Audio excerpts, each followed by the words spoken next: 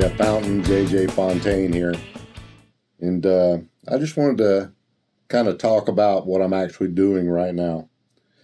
Back in 98, 99, somewhere in that range, me and two other fellow musicians, Chris Monk, Joe Melton, we got together and we decided to write an album and record it and, you know, do the musician thing.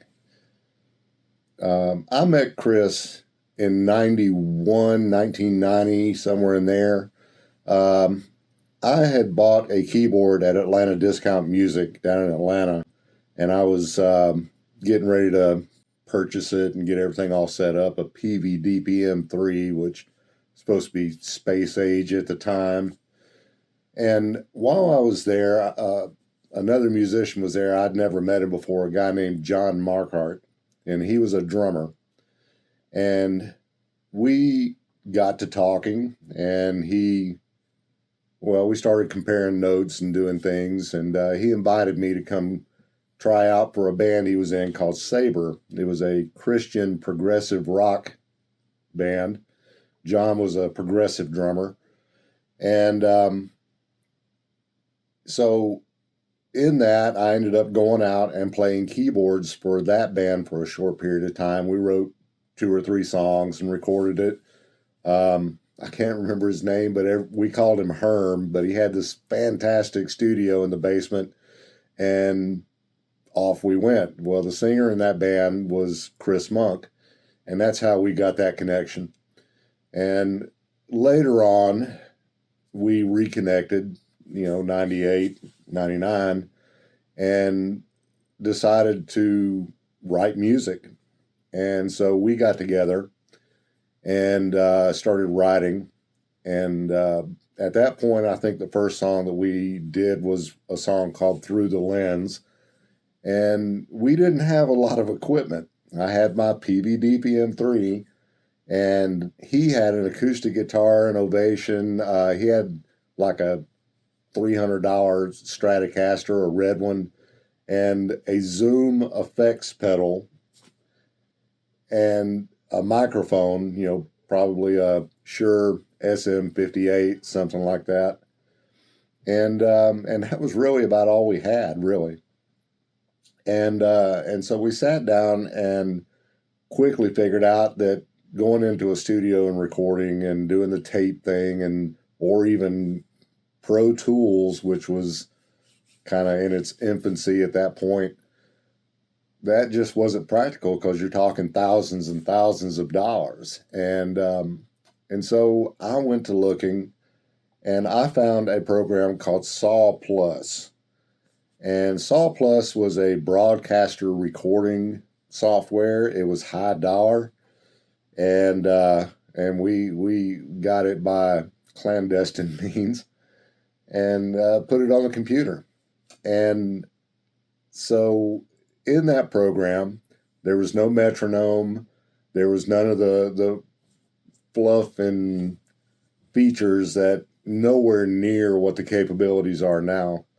And but what it did do was it allowed you to record multi-track recordings. So you could do 8, 9, 10 tracks and stack them up, and it did that very well. It kind of was set up for high-end broadcasting, and so it kind of expected you to have a high-end, at what they called at that point, an audio interface. You can get one for $50 now. Back then, one of those guys was, up there, $500. You could go to $1,500 depending on the quality. And but all we had was what was in the computer. And the computer at that point, what I had was a Sound Blaster sound card. And the sound card, it had inputs in it. You could put headphone outputs in it, but it also had a microphone input. And we're talking a headphone plug-in, a little small, Not even like a 1/4 inch cord. Definitely not like an XLR mic cord or anything like that. So that's all it had. And so what we did was we bought cables that converted from 1/4 inch outputs to that little headphone microphone input. And that's what we used to record. And like I said, he had a Zoom guitar pedal. And so it had, some distortion in it and chorus and reverb, and, it's an effects pedal for a guitar. And so I took his Stratocaster and put it in that Zoom pedal and ran it into Saw, and that's how we recorded. And at that point, what we were using was a program called Cakewalk. And Cakewalk, it was pretty much primarily at that point a MIDI program. And so you could put in your MIDI drums, all that, and then send that out to the keyboard, which I had, the Peavey, and then run the outputs from the keyboard back into the computer via the Sound Blaster. And we're talking 16-bit at tops, definitely not 24-bit recordings, and 44.1 CD quality output. And that's what we did. And he also had a bass guitar. He was kind of a bass player, a very good one. And so that's how we did. We ran the bass guitar through the Zoom pedal. We did all that. And but that's how we recorded, I would say, probably about the first 3/4 of that album. 6, 7 songs, Through the Lens, Whisper in the Wind, I Believe. Well, anyway, the first 3/4 of that album. And in that, right in that little period of time, Chris had a half brother named Joe Melton. And Joe was a accomplished musician down in Florida. He lived around, Sarasota, around that area, did a lot of busking down there, and, a lot of playing with bands. He was very accomplished, and he had moved back to Georgia. And so Chris, talked to him, and he came in. And of course, with that level of accomplishment, he added just worlds to what we were doing. And fantastic voice, fantastic musicality. He was a great guitar player. And I wasn't quite as strong on guitar at that point. And so, I did what I could, but Joe was just worlds above and taught me a lot about how to play and how to write, how to solo, how to think. Very influential person in my musical career. Really propelled me forward to become the guitar player that I became and still am. And but also, more importantly, also how to write songs and how to add color and texture and, great ideas. And so the three of us were, we were kind of unstoppable at that point. And we wrote that entire first album, and that's how we recorded it. Later in the process, we did manage to save up. Chris did end up buying a nicer mic. I believe it was an AKG 300 or 3000, something like that. And we also, most importantly, managed to get the audio interface. The name of it was a Delta 44. And that allowed us to move into 24-bit and 44.1 recordings. And you can kind of hear that on the album, because from song 1, which was Through the Lens, and in the beginning, the rustic beginnings, all the way to the very end song, which was the closing of the door, we went over the top. We had the capability to do this multi-track and layering thing. So every song, it seemed like we added more and more and more so that by the end, closing of the door, it's just an extravaganza of harmony vocals and instruments. And, we threw in everything but the kitchen sink in that song. And it's a beautiful song, and can't wait to get to that and do that. And so that's the album that I'm bringing up to 2024 standards. And what I'm doing is I'm taking these old songs and what I have from them, the files and stuff. I wish I had just literally everything that we did so that I can just fly it in, pretty it up, send it back out, but it's not that simple. The technology back then just wasn't there. And so what I'm hitting is things like in Saw Plus, because we didn't have a metronome in there, the tempo slightly, goes a little in and out, just like recording to tape, and trying to get that locked in to do really nice editing on it, a little bit of a challenge. And so luckily the program I use now, which is Studio 1.6, and it has a program inside it, Melodyne, which is usually a audio, like tuning vocals, that sort of thing, fixing the time in a little bit. But it has this little cool thing in there regarding tempo. It can find the tempo of, say, the bass drum track, and then write what's known as a tempo map, which you can fly from there into Studio One into the tempo track. And what it does is it takes the tempo and it speeds it up and slows it down and makes it so that beat one is beat one every time. And so you don't have that swaying in and out of time. And having that capability to be able to pull things into time, because, we were fantastic musicians, but, there's a lot of human elements in there. And, then it brings up the ethical question, because that's what we did back then. So how far do you want to change it? And how much are you taking the human out of the song? And so I've had to be very circumspect about literally just tightening it up to it's right on, because you can turn it into a machine almost. And that's not what the spirit of the songs and the art is about. It's about feelings and emotions and whatever that give and take is on the time. It's part of the song. And so I've been very hesitant to just literally knock it down to beat one because of that. But what that does give me the capability is there are times in these songs where things are literally, you can feel that they're late.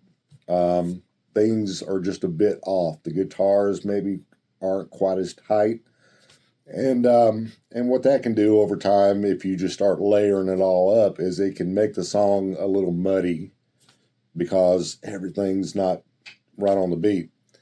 And so what I'm doing is I'm just lightly tightening things to where they sound right, but not taking that human element out of it. And same thing with the vocals. There's, background vocals and stuff where it's literally they're out of tune. And we didn't have the capability to do anything about it back then. And so just some subtle tightening and getting things so that, it's the right note. It ain't got to be just perfect tune, I'm not going for that. That's, you hear that all the time on the radio, just absolute perfection. And that's not what the spirit of this album was, And I think really the paramount thing to take away from this album was the fact that three guys got together, had a computer and a sound card, and somehow found a way to release an album. And it actually did sound good. It was played on the radio. We released it in Europe and magazines and blogs and things. Italy, Europe, Great Britain, Germany, Spain, Portugal.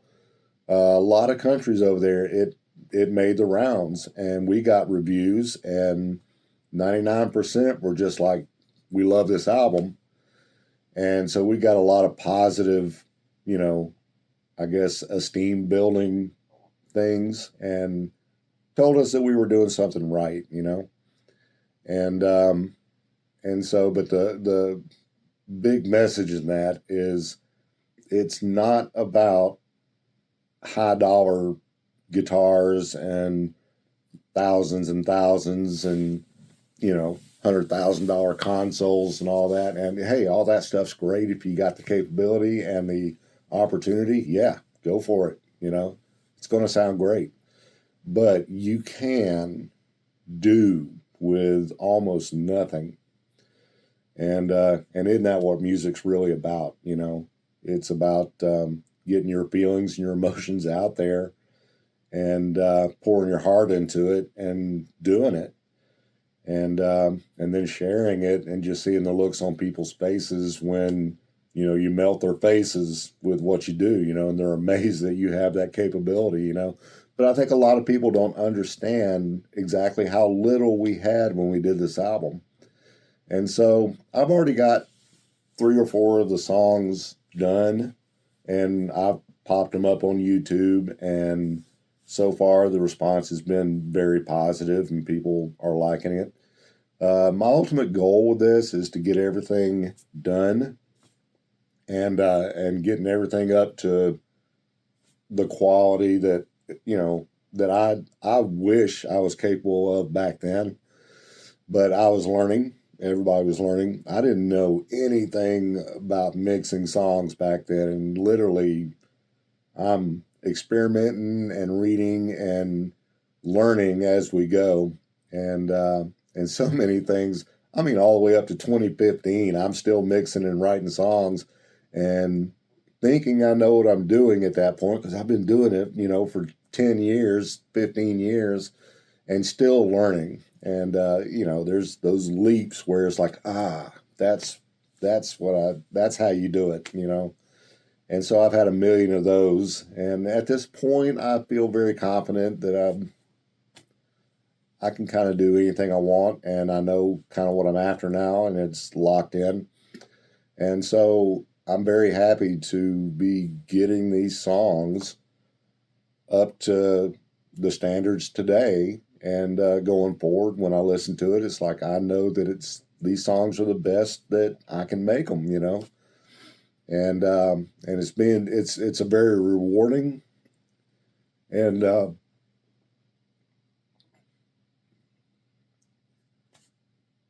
it's a nostalgic feeling, and because it was a great time at that point, and all 3 of us, we've all been through things in our life, and you know, character builders, so much character builders, and it's nice to be kind of living in 1998, and you know, 99, 2000. It's kind of nice to be living in that time again with these songs, and I'm highly enjoying them. And I'm still, I've listened to the songs periodically over time, over the years, and as a whole, they have a feeling, and they make me feel a certain way. But now, deconstructing these songs and doing what I'm doing with them, I really am.